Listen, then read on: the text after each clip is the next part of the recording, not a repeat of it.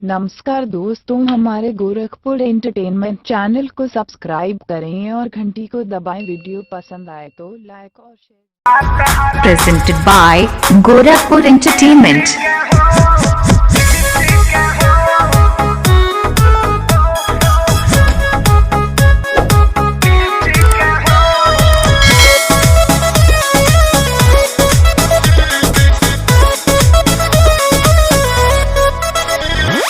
ताजा ताजा फल रसदार बड़ुए, वही तो गरम बाजार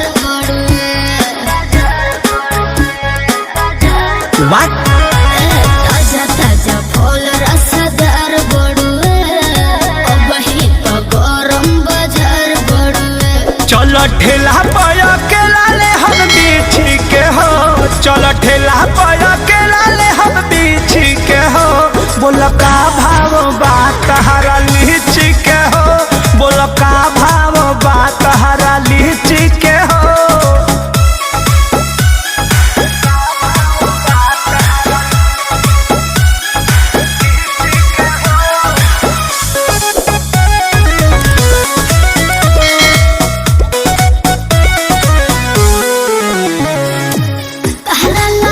तुमके मोल नइखे, मन भर लेला कौनो झोल नइखे।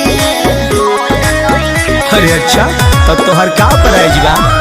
तोमे तो रानी ज्यादा पाकल बाका, देखे तो दांते से काटल बाका। केहू गलत ना कहे अपना चीज के हो, केहू गलत ना कहे अपना चीज के हो। बोलो का भाव बात हरा लीची के हो, बोलो का भाव बात हरा लीची के हो।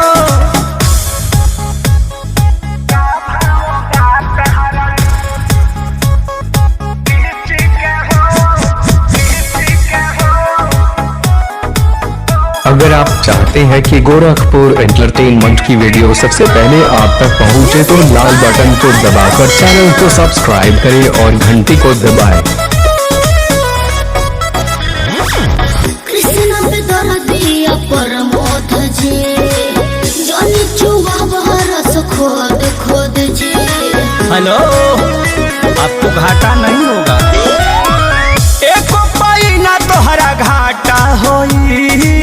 छोड़ दे मखा के जदी खाटा होई। हाथ भीतरी ले जालू काहे खींची के हो, हाथ भीतरी ले जालू काहे खींची के हो।